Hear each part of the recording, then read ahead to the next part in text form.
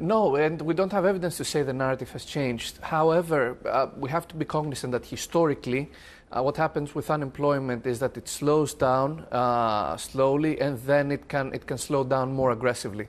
Okay, there is that historical pattern, but the data is just not there to tell us that the U.S. is entering a more negative phase of economic growth.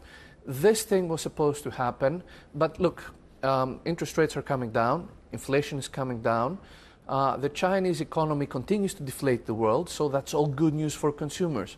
Why would consumption enter a recession? And the U.S. economy is mostly consumption.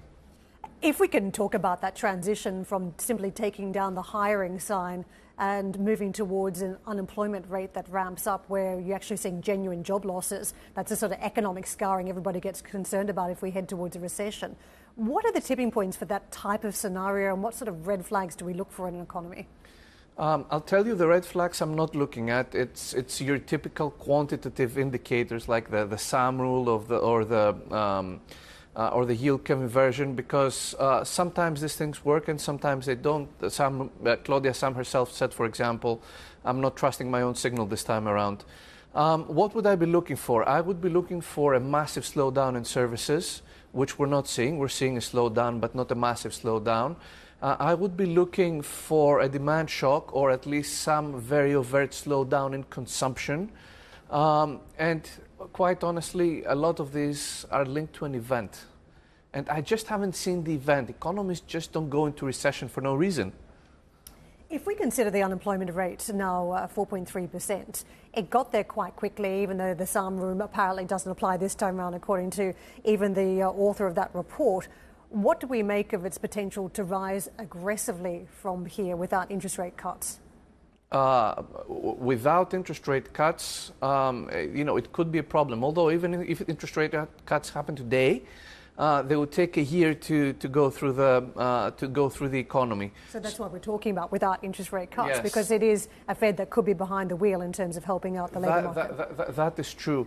But unemployment rising, if tomorrow we get 3-4 new million workers just because of immigration, for example, it's an extreme example, but I'm driving to a point, then yes, unemployment would rise until all these people find work.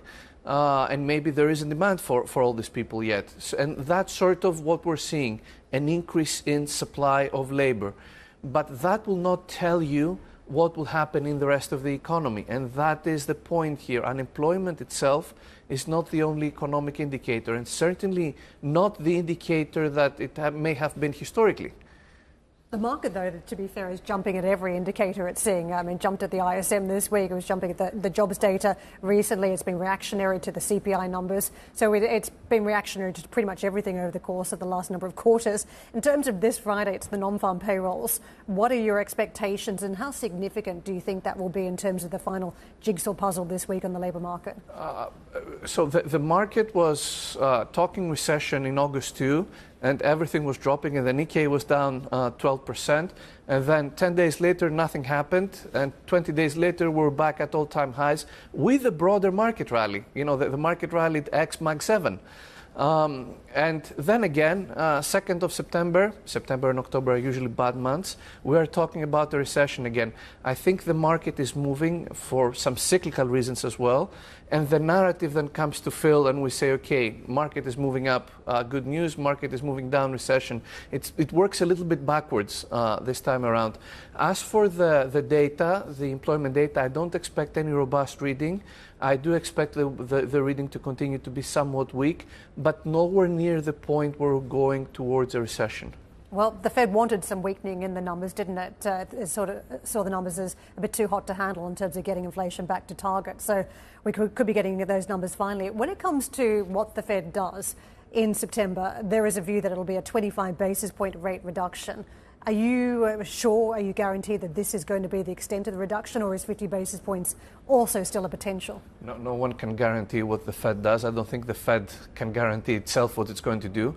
But I am firmly in the 25 camp. I don't see the urgency for the 50 cut. And the 50 cut might send a wrong message to markets and the economy, might send a message of urgency. And that could be a self-fulfilling prophecy. So it would be very dangerous if they went there without a specific reason.